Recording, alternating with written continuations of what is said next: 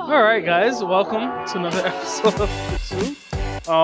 We are up to Psalm 23, verse 6, the last verse in Psalm 23. Um, Hopefully, you've been enjoying this study so far. If you haven't, I'm really not sure why you watched the previous 5 episodes to get to number 6. Yeah, if you didn't enjoy it, Yeah, I don't but know, that's an assumption. How do you know they did? because they're watching number 6 now. Yeah, but that doesn't mean you need to get through the first five. You could just Well, why? watch Why? six. What kind of monster doesn't watch the previous 5 episodes? Do you have to?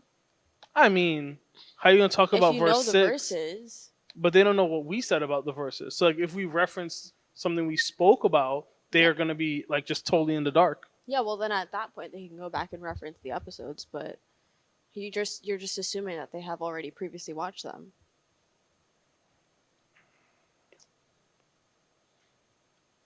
I don't know what else to say to that. I'm sorry that I thought people like to watch our show. Yeah. All right, so verse 6, because I don't know how I'm gonna recover from that one. Actually, we'll start back at verse 5, because You see? last week we ended on, or our theme of last week was this idea of God being with us, right? So when we say that God is with us, um, what are some examples that come to your mind of God being present with His people? I think like in general or from my experiences. Whichever. I think when people say that like God is with you or he's present, it's kind of like I don't know how to describe it fully, but like there's like a lot of times it'll be in like a super tense or dark situation, right? Where you'll feel like that calming or like that guiding presence. And I feel like that's kind of what it is, or that's how you know that God is within you. Because even in a high tension situation, you're like still able to keep your head and you're still able to see the bigger picture in things. Yeah, I mean, for me, anytime I hear God is with us, I just instantly think of anything Christmas related. Yeah. Because of just Emmanuel, God is with us. So my mind always kind of jumps to Christmas. Um, but and I guess maybe that is one of a good example of God being present with His people. Ooh, Jesus being presence. exactly Jesus being born, the greatest present to humanity. But besides that, I do agree with what you're saying. I think there are some instances where you can be in a situation and there is, I don't want to make this like overly churchy, but it's, Why not? I don't know, I just don't like making things churchy. I like the idea of um it's not that it's kind of like you know what's happening, it's not of you, right? Like the level of calmness you have, it's not because of something you've You've done done. necessarily. Excuse me. You know, oh no, this is God. And I feel like for a lot of people, you might just be able to relate to the fact that you kind of just know sometimes when Yeah. it's God. Then at the same time, it was interesting. I was talking with someone this past week, and we were talking about um, driving in the snow and stuff like that. And this guy had to be in his 50s or 60s or something, and he was talking about growing up. It's August. We were talking about like growing up and stuff like that, and Oh. he grew up in Vermont. He said when he was 10 Ooh. years old, he had so much snow that for his family to get his mom out the front door to go to work, they had to jump out the second floor window into the snow and shovel down and then out, Whoa. right? So we were talking about snow, and then we were talking about when he got older, he was driving to like his mother-in-law's house. There was ice on the road. He's speeding. It's just him on the road. He said his car did a three 360s and ended up just straight pointing on the direction the road he's supposed to go to. Didn't hit anything. Nothing happened. He said he pulled over, and he said looking back on it, he realized it was God. And then um, I was talking about the first time I drove and stole my own car. I barely was doing 10 miles per hour. I went to brake because it's a red light, and I went through like 3 to 4 lights intersections. My car just kept going. Oh, I'm thinking going quickly, but it was Oh just no no, sliding. yeah, it was just Yeah. like, and I lucked out because this was rush hour me going to school. There were no other cars on the road. There weren't even cars Whoa. parked on the side for me to like bump into. Like nothing happened. And he was like, "Yo, isn't it amazing how good like God is?" Yeah. And in my head, I'm like, I've probably told this story a couple of times. I've never once attributed what happened to God being there. And then he was just saying, I was like, "Oh yeah, that was God. God was with me." Oh, so yeah, when I think God being present with his people, I think there are times when you kind of just know Yeah. that God is there with you. Um, but verse 6, Hmm. right, says, I gotta read it from the King James, or else I'm gonna confuse myself. Surely goodness and mercy shall follow me all the days of my life, and I will dwell in the house of the Lord forever. Um, I think this is a great way for David to end his uh, this psalm, what he's talking about here, right? Because we started with the idea of the shepherd and the shepherd leading us and guiding us, protecting us, and then in verse 5 it shifts to the Lord wanting to just be with us, even though he takes on that shepherding role. Ultimately God wants to be with us. And I feel like David kind of gets to a point of, well, what does it mean for God to be with us? And he's saying, well, if God is with us, then surely goodness and mercy shall follow me all the days of my life. And in response, I will dwell in the house of the Lord forever. So I guess what do you think? What are your first thoughts about just verse 6? I think. I'm sorry. I know you said it, and I know what it says, but I just need to have it in front of me. Okay, because I gotta break it down. So I have it in the NLT, which I don't want to read aloud in case it like messes you up. I have it here in front of me. It's fine. You can read it in NLT. Just when I read it, I have to read it in King James because I'm used to saying that. So NLT says, "Surely your goodness and unfailing love will pursue me all the days of my life, and I will live in the house of the Lord forever." And I feel like that's a little. It sounds a little too good to be true when you say that, like, surely, like, your goodness and unfailing love will pursue me, because it's like, why? You know what I mean? Like, if you're just taking it purely in the context of this one verse, there are a lot of questions that's like, why would you choose to follow me? Why would you choose to pursue me for the rest of my life? But when you look at it in, like we were saying, in the context of the chapter as a whole, where it's like he is the shepherd, he's guiding you, he's leading you beside the still waters, he'll prepare a feast for you in front of your enemies. Like, all of these things just explain how good God really can be for your life when you let him be good. When you let him be great. Like, it's wild how big God can be in your life when you give him the space. Well, and to what you were saying, if you look at verse 3, when it talks about guiding us in paths of righteousness, he says he does it for his name's sake. Hmm. And I feel like it's the same thing in verse 6, right? Goodness and mercy follow us, not because of who we are, but Of because who of he who is. God is, right? Hmm. It's for his name's sake that goodness and mercy follow us, or as the NLT says, goodness and unfailing love pursue us, Hmm. right? And I think pursuit is a stronger sense of what's happening. Just because follow doesn't really Yeah. invoke the imagery that the word pursue does, but and again, this is kind of why we're called pursuit to that effect Hmm. too, right? But God is actively pursuing us. But I love the fact that it doesn't talk about God pursuing us because of the wrong things we've done, Yeah. right? God's not pursuing us to punish us for the sins we've committed, but rather He's pursuing us to kind of show us who He is. Yeah.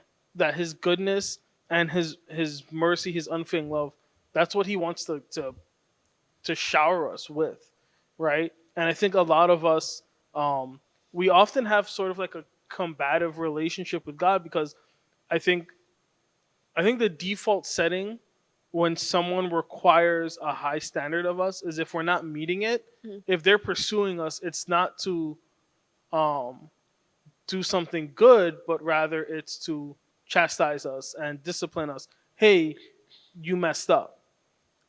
When someone's pursuing you, I'm Well, sorry, when someone in that type of like if a cop is like an authoritative yeah, thing. Okay. right, you get pulled over by the cops. Okay. It's not to be like, hey man, thanks for following the speed limit, right? They that's not what they're doing, right? It's hey, you were going too fast and now you gotta get a ticket, Hmm. right? So I feel like for a lot of us, I feel like a lot of times we apply a human rationale to God and we create a misconception of who God is.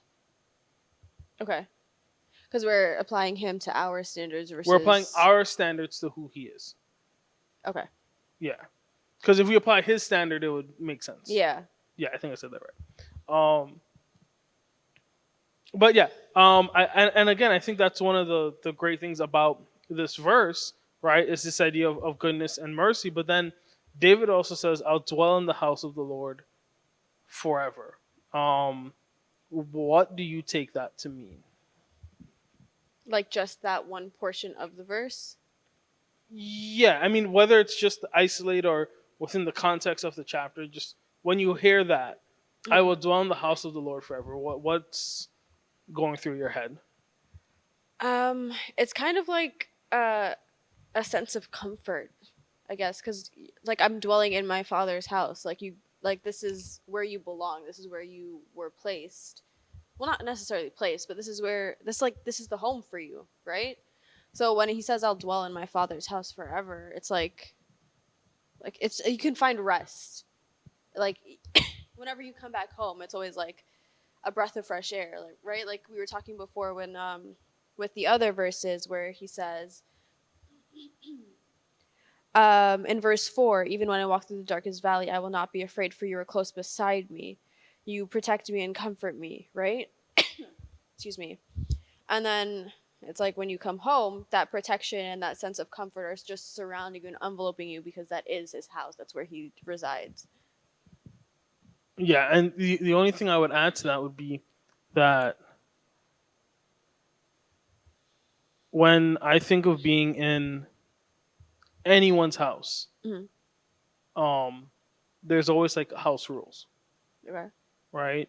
And for David to say, "I'm going to dwell in the house of the Lord forever," means that he is looking to obey those house rules forever. Mm. He is content with those rules, right? Mm. And when we look at it within like I think today's context, if we're saying we're dwelling in the house of the Lord forever, we're saying we're going to be obedient to the Lord, Yeah. right? And I think this is also where a lot of people kind of get tripped up when we talk about the Lord and just being obedient. So God is saying, or David is saying, God is going to shower us with goodness and mercy. And he's saying, I'm then going to be obedient. Does that make sense to you that he would say that? Yeah. But I think another question would be, is he being obedient because of the goodness and mercies? The goodness and love, or do the goodness and love show him why he should be obedient? That's a good question. I would say I'm sorry, goodness. I said that weirdly. Um, Go ahead. Give me more time to think. That's fine. so is he being good because God has shown him his goodness and love, or is the goodness and love a result of his obedience? That's what I meant. I feel like you said the same thing. I But well, I the word that I all right, as long as you're happy with how you said it, that's what matters. No, I would say, um, the goodness and mercy are following those who call the Lord their shepherd, okay. right? Um, as a result of that, right? David is saying, I'm going to be obedient. Why wouldn't I be obedient to someone who's showering me with goodness and mercy?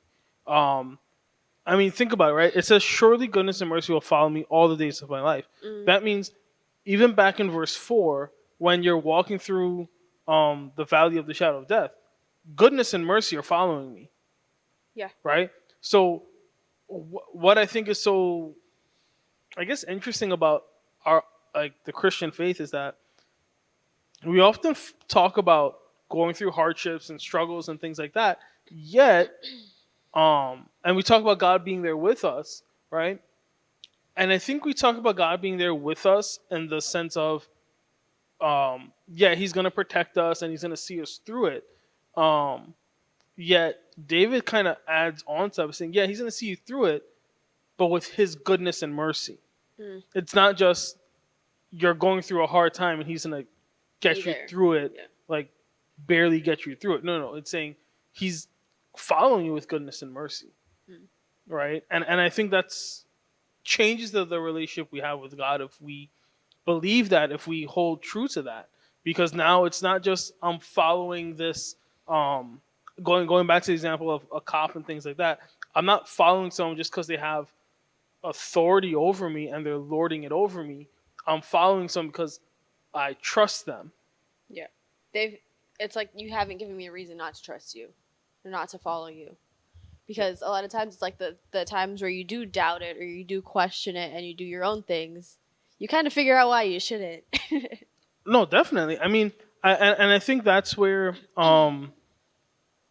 I think this is where a lot of people have trouble kind of understanding who God is, because when we Hmm. think about obedience, we don't often associate it with something, with the word goodness, right?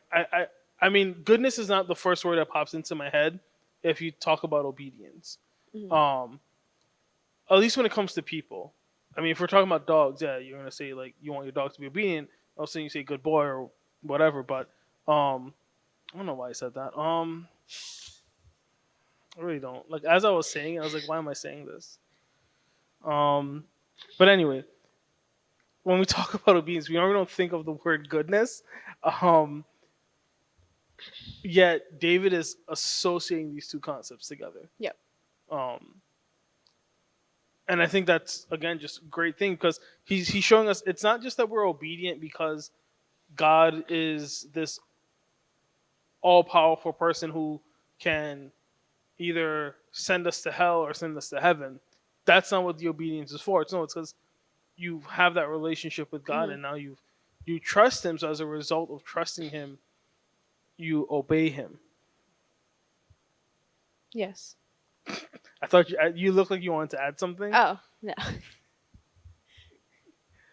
Um, so why is it then that people often have trouble being obedient to God? I think the problem is less with their ability to be obedient, but more so when it comes to the reason why they should be obedient. Because a lot of times people think of the fact that you need to be obedient to God and that you can't do certain things. So like you shouldn't drink, smoke, like mar your body, like all those things like that. Like don't, like you should dress conservative, like you know what I mean? Um, and so they see it as a bunch of rules that they should follow versus like, hey, maybe you shouldn't do these things because it's going to affect your health, right? It's going to affect like the way you can see yourself, the way other people see you and perceive you. And it's like certain things that people don't want to obey because of what the world tells them that they could do if they didn't. Does that make sense? Yes. Does that make sense? Like, I was trying to look to the two of them, just like give me a nod that it made sense, and neither one of them were even looking. No, it does make sense. I think especially the ending of what you were saying there. Yeah. Of, I think a lot of times we have trouble being obedient because sometimes being obedient to God is in conflict with sometimes our own desire for what we want to see happen. Mm. Um, Whether that be what the world is telling us, what we came up with on our own, whatever it is, I think a lot of times that's where we kind of butt heads with God, because Yeah. like, I understand what it means to be obedient to you, God, but at the same time, I want to go here and do this, Yeah. right? Like, we found out one of our team people, they didn't go to church on Sunday, right? Because they wanted to go do their own thing. All right. Um, Wow. and Ruthless. It wasn't me, by the way. it was someone that's off camera. It was. Um, For the people watching, off camera, they're saying that was a snake move of him to tell the world. I wasn't aware no that we one were knows who's off shaming. camera. That's not true. Okay, guys, if you know who were the two people off camera, please drop their names in the comments. Let's see. Don't drop them in the comments. DM us or something. You don't want to I'm expose not saying them. tag their Facebook account. Yeah, but what if, like, who said they wanted their names out there? Where were we though? All right, so David talks about being obedient. We see the goodness of God and the mercy of God. Mhm. What's interesting though about David and his life is the fact that David messed up so many times, Yeah. right? And David had big screw ups. Yeah, they weren't like little lies or here or Yeah, there. David had basically had someone assassinated to cover up the fact that he slept with the guy's wife. Mm-hmm. Um, yeah, then he did not deal with his family in the correct way, which resulted in um, one of his sons having sex with his half sister. Yeah, Can we say that word? what? Sex. Yeah, I'm trying not to use the other word. Which Starts with one? an R. So Ah, I feel like that one will get us like okay. flagged. I meant in terms of church.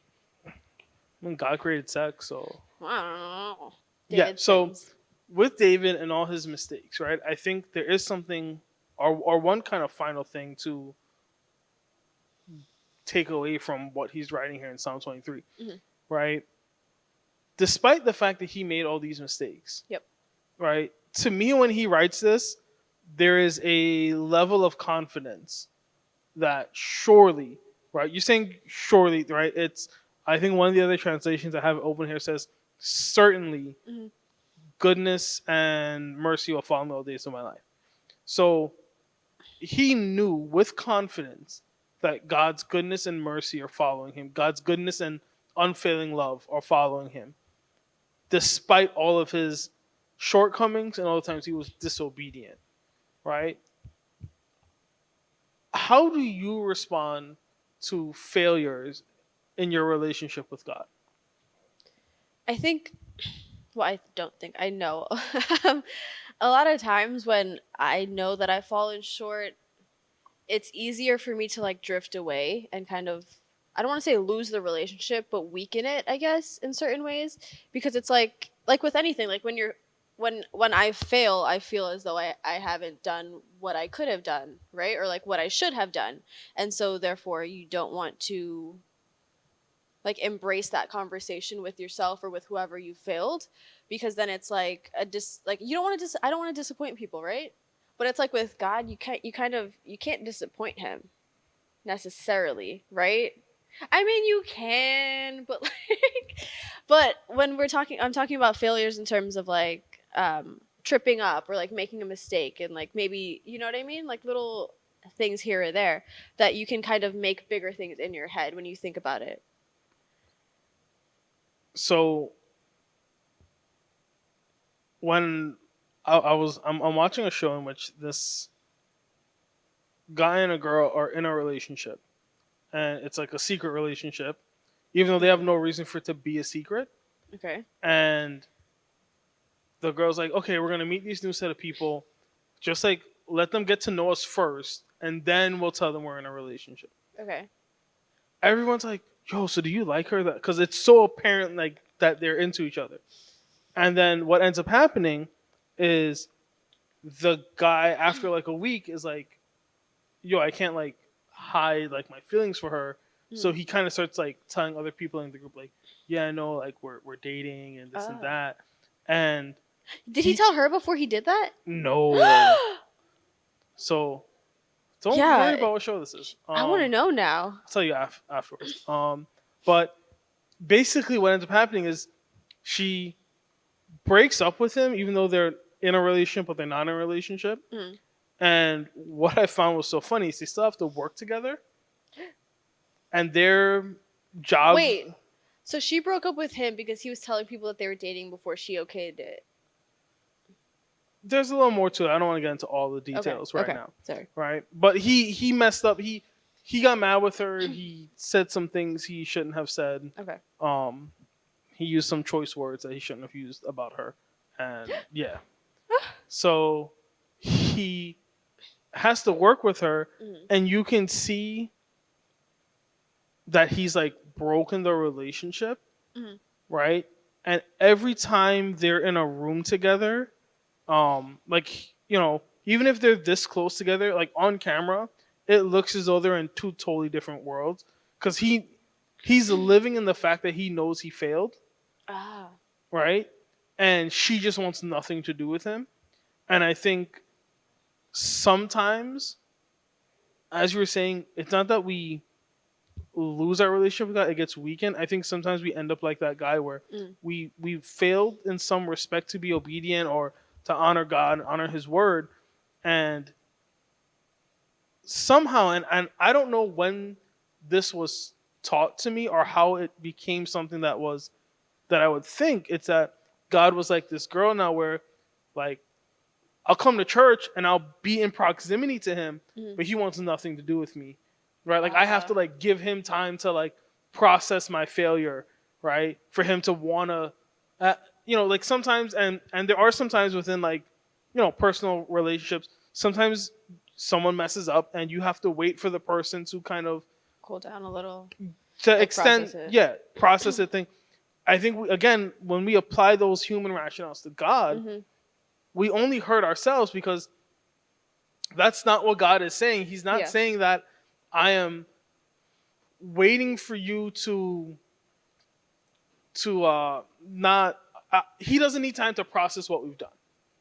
Instead, David is saying, surely goodness and mercy will follow me all the days of my life. Mm-hmm.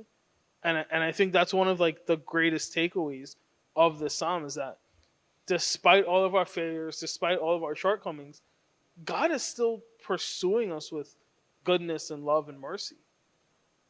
I don't know if there's anything Despite where you think you have failed. exactly, Yeah.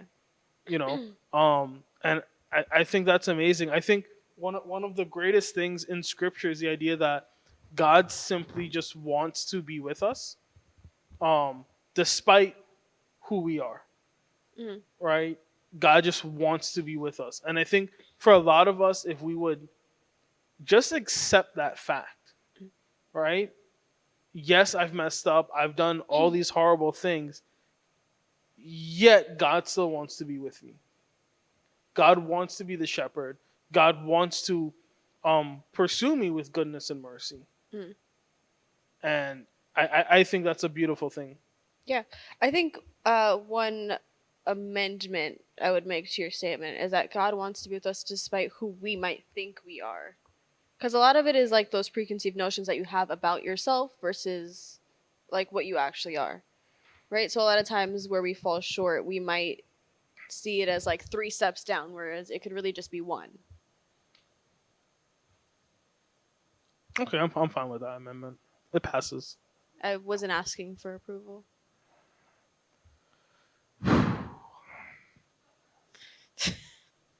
This episode's really taking a turn. Um, but I mean, I think just to end it, I don't know what else to say to that. I don't really don't. I think to kind of just end Psalm 23, Mm-hmm. I think the big takeaway here is understanding who God is. Yep. I think that's what David is trying to express. Who is God?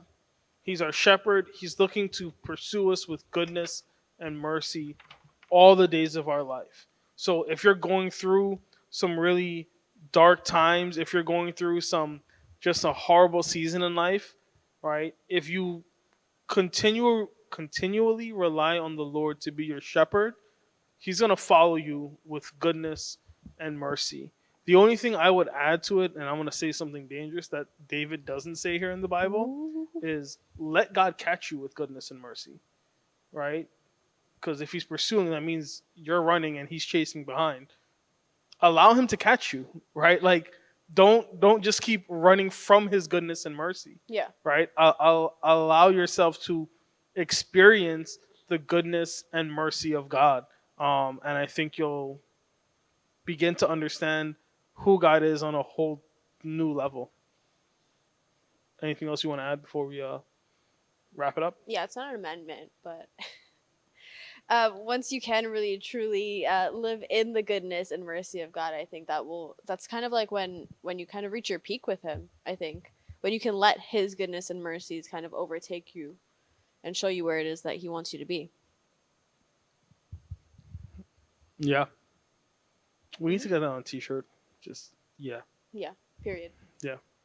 Um, all right, I think that's it for Psalm 23. Yes, sir. I don't know if there's anything else that really needs to be said. I think that was a pretty comprehensive verse by verse breakdown. I would hope so. I don't know. Well, there are some people who didn't watch all the episodes, so they need to go back and watch it. Don't shame them. I'm not. I'm just saying they didn't, so they should go back and watch it. Is that shame? I don't know. It's a kind of a shameful tone before. Yeah, it's not what you say; it's how you say it. Thank you. All right, guys. I'm gonna end this episode before I get myself in more trouble somehow. Um, Doesn't seem that hard for you. No, I'm kidding. I'm kidding. I kid. I joke. But not really. all right, guys. We'll see you next week. Um, we have a new interesting topic. I guess we'll be talking about next week. All right. Bye.